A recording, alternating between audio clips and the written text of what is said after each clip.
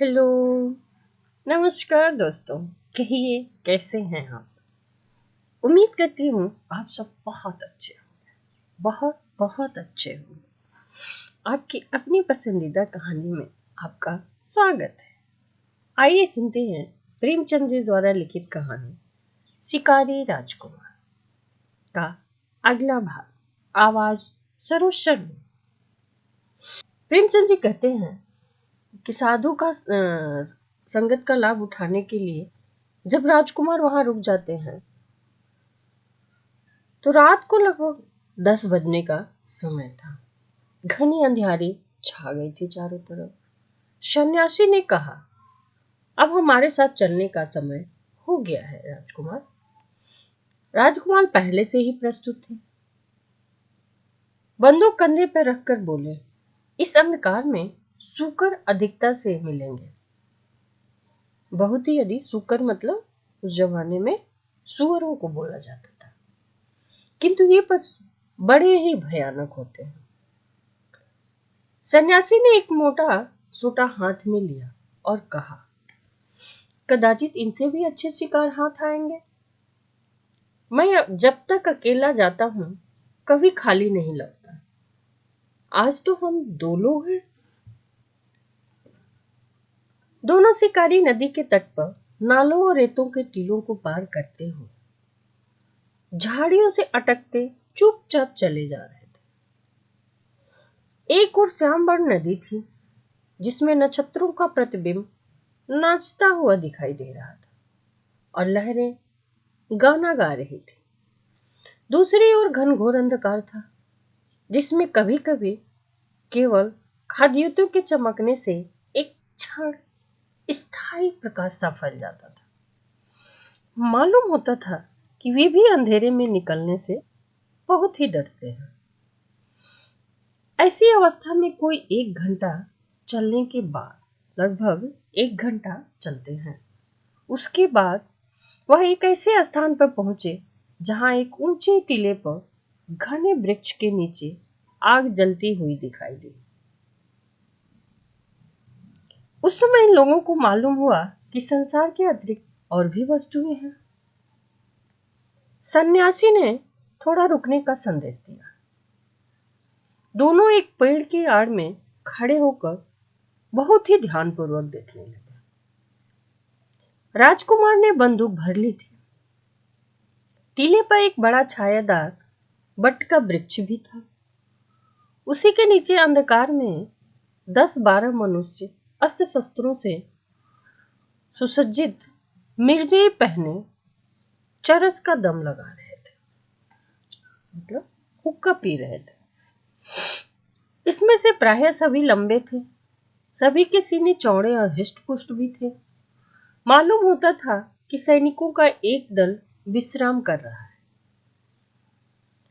राजकुमार ने सन्यासी से पूछा, यह लोग शिकारी हैं? ये राह चलते यात्रियों का शिकार करते हैं? ये बड़े भयानक हिंसक पशु हैं। इनके अत्याचारों से तो गांव के गांव बर्बाद हो गए और जितनों को इन्होंने मारा है उनका हिसाब परमात्मा ही जानता है। यदि आपको शिकार करना हो तो इनका शिकार कीजिए। ऐसा शिकार आप बहुत प्रयत्न करने पर भी नहीं पा सकते हैं। यही पशु हैं जिन पर आपको शस्त्रों का प्रहार करना उचित है। राजाओं और अधिकारियों के शिकार यही हैं। इससे आपका नाम और यश दोनों ही फैलेगा।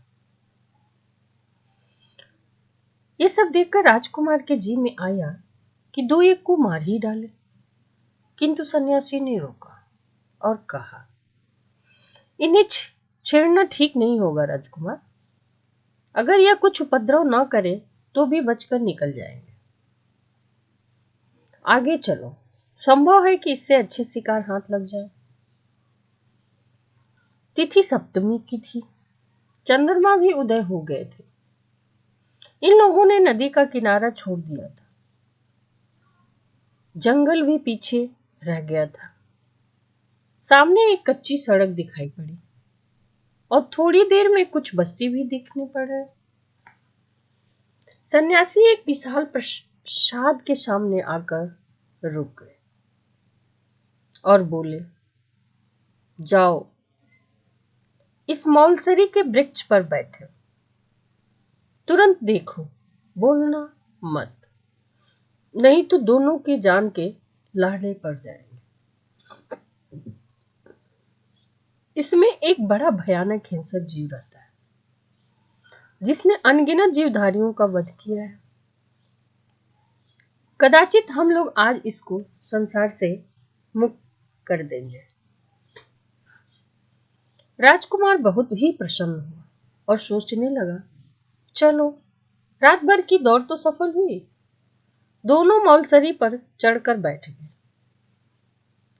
राजकुमार ने अपनी बंदूक संभाल ली और शिकार की, जिसे वह तेंदुआ समझे हुए था, बाट देखने लगा। रात आधे से अधिक व्यतीत हो चुकी थी। एकाएक महल के समीप कुछ हलचल मालूम हुआ और बैठक के द्वार खुल गए। मोमबत्तियों के जलने से सारा हाता प्रकाशमय हो गया। कमरे के हर कोने में सुख की सामग्री दिखाई दे रही थी। बीच में एक हुष्ट-पुष्ट मनुष्य, गले में रेशमी चादर डाले, माथे पर केसर का अर्ध लंबाकार तिलक लगाए, मसनद का सहारे बैठा, सुनारी मुंह नाल से लच्छेदार धुआं फेंक रहा था। इतने ही में उन्होंने देखा कि नर्तकियों के दल चले आ रहे। उनके हाव भाव और कटाक्ष के सिर चलने लगे। समाजियों ने सुर मिलाया, आरंभ हुआ और साथ ही साथ मद्यपान भी चलने लगा। राजकुमार ने अचंभित होकर पूछा, यह तो बहुत बड़ा रईस जान पड़ता है। सन्यासी ने उत्तर दिया, नहीं, यह रईस नहीं है, एक बड़े मंदिर के महंत है और साधु हैं। संसार का त्याग कर चुके हैं, सांसारिक वस्तुओं की ओर आंख भी नहीं उठाते, पूर्ण ब्रह्म ज्ञान की बातें करते हैं। यह सब समान इनकी आत्मा की प्रसन्नता के लिए, इंद्रियों को बस किए हुए हैं। इन्हें बहुत दिन हो गए। सहस्त्रों सीधे साधे मनुष्य इन पर विश्वास करते हैं, इनको अपना देवता समझते हैं। यदि आप शिकार करना चाहते हो तो इनका कीजिए, जानवरों का नहीं। यही राजाओं और अधिकारियों के शिकार है। ऐसे रंगे हुए सियारों से संसार को मुक्त करना आपका परम धर्म और कर्तव्य भी है। इससे आपकी प्रजा का हित होगा तथा आपका नाम और यश भी फैलेगा। दोनों शिकारी नीचे उतरे। सन्यासी ने कहा, अब रात बहुत अधिक बीत चुकी है राजन, तुम बहुत ही थक गए होगे, किंतु राजकुमारों के साथ आखेट करने का अवसर मुझे बहुत कम प्राप्त होता है। अतएव एक शिकार का पता और लगाकर तब जाके लौटेंगे। राजकुमार को इन शिकारों में सच्चे उपदेश का सुख प्राप्त हो रहा था। बोले, स्वामी जी, थकने का नाम मत लीजिए।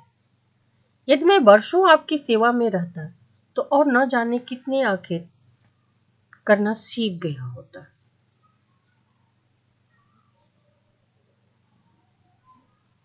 दोनों फिर आगे की ओर बढ़े। अब रास्ता स्वच्छ और बहुत ही चौड़ा था। हाँ, सड़क कदाचित ही कच्ची थी। सड़क के दोनों ओर वृक्षों की पत्तियां थीं। किसी किसी आम वृक्ष के नीचे रखवाले सो रहे थे। रास्ते में जो आम के वृक्ष लगे हुए थे, उसको रखाने के लिए, फल को देखने के लिए उनके मालिक वहां पे सो रहे थे। घंटों भर बाद दोनों शिकारियों ने एक ऐसी बस्ती में प्रवेश किया जहां की सड़कों, लालटेनों और अट्टालिकाओं से मालूम होता था बड़ा नगर है। वह गांव बहुत ही बड़ा है। सन्यासी जी एक विशाल भवन के सामने एक वृक्ष के नीचे ठहर गए और राजकुमार से बोले, यह सरकारी कचहरी है राजकुमार, यहाँ राज्य का बड़ा कर्मचारी रहता है। उसे सूबेदार कहते हैं।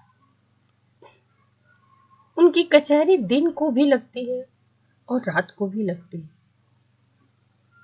यहाँ पर न्याय सुवर्ण और रत्न विदों के मोल से बिकता है।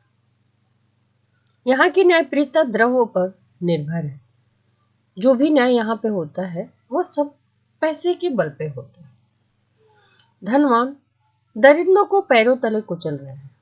धनवान लोग दरिद्र लोगों को पैरों तले कुचल रहे हैं और उनकी गुहाई कोई भी नहीं सुनता है। यही बातें हो रही थी कि एकाएक कोठे पर 2-3 आदमी दिखलाई पड़े। दोनों शिकारी वृक्ष की आड़ में कहीं छिप गए। सन्यासी जी अब बोले, शायद सूबेदार साहब कोई मामला तय कर रहे हैं राजकुमार। ऊपर से आवाज आई, तुमने एक विधवा स्त्री की जायदाद ले ली है। मैं इसे भली भांति जानता हूं। यह कोई छोटा मामला नहीं है। इसमें 1 सहस्त्र से कम पर मैं बातचीत करना नहीं चाहता। सहस्त्र मतलब 100। राजकुमार ने इससे अधिक सुनने की शक्ति न रही थी। वह काफी बेचैन होने लगे थे। क्रोध के मारे आंखें लाल हो रही थी। यहीं पे जी चाहता था कि इस निर्दयी का अभी पर वध कर दूं, मतलब मार डालूं। किंतु सन्यासी जी यह देखते हुए राजकुमार को रोके और बोले, आज इस शिकार का समय नहीं है राजकुमार। यदि आप ढूंढेंगे तो ऐसे शिकारी बहुत मिलेंगे। मैंने इनके कुछ ठिकाने आपको बतला दिए हैं। नमूने आपको सामने से दिखा दिए हैं। अब प्रातः काल होने में अधिक विलंब नहीं है। कुटी यहां से अभी 10 मील की दूर पर है। आइए शीघ्र करिए और चलते हैं कुटिया की तरफ। दोनों शिकारी 3 बजते बजते फिर कुटिया में लौट आए। उस समय बड़ी सुहावनी रात थी। शीतल समीर ने हिला हिला कर वृक्षों और पत्तों की निद्रा भंग करना आरंभ कर दिया था। आधे घंटे में राजकुमार तैयार हो गए। सन्यासी जी, मैं अपनी विश्वास और कृतज्ञता प्रकट करते हुए उनके चरणों पर अपना मस्तक नवाया और घोड़े पर सवार हो गया। सन्यासी जी ने उनकी पीठ पर कृपापूर्वक अपना हाथ फेरा, आशीर्वाद देकर बोले, राजकुमार, तुमसे भेंट होने से मेरा चित्त बहुत ही प्रसन्न हुआ। परमात्मा ने तुम्हें अपनी सृष्टि पर राज करने हेतु जन्म दिया है। तुम्हारा धर्म है कि सदा प्रजा पालक बनो। तुम्हें पशुओं का वध करना उचित नहीं। दीन पशुओं के वध करने में कोई बहादुरी नहीं है, कोई साहस नहीं है। सच्चा साहस और सच्ची बहादुरी तो दीन दुखियों की रक्षा और उनकी सहायता करने में है। विश्वास करो राजन, तुम विश्वास मानो। जो मनुष्य केवल दिल से विनोदार्थ जीव हिंसा करता है, सिर्फ विनय करता है पर जीवों पर हत्या करता है, वह निर्दयी घातक से भी कठोर हृदय वाला होता है। वह घातक के लिए जीविका है, किंतु शिकारी के लिए केवल दिल बहलाने का एक सामान और साधन है। तुम्हारे लिए ऐसे शिकारों की आवश्यकता है जिसमें तुम्हारी प्रजा को सुख पहुंचे, खुशी मिले और वो तुम्हें दिल से दुआएं दे। निशब्द पशुओं का वध न करके तुम्हें कोई दुआ या खुशी नहीं मिलेगी। तुमको इन हिंसकों के पीछे दौड़ना चाहिए जो धोखा धड़ी से दूसरे का वध करते हैं, दूसरे की आत्मा को दुखी करते हैं, उनके दूसरों को लूटते हैं। ऐसे लोगों का तुम्हें वध करना चाहिए राजकुमार। ऐसे आखेट करो जिससे तुम्हारी आत्मा को शांति मिले, तुम्हारी कीर्ति पूरे संसार में फैले। तुम्हारा काम वध करना नहीं राजकुमार, जीवन देना है। लोगों को जीवित रखना है। यदि वध करो तो केवल जीवित रखने के लिए, यही तुम्हारा धर्म है। हे राजकुमार, जाओ, तुम्हारा परमात्मा तुम्हारा कल्याण करे।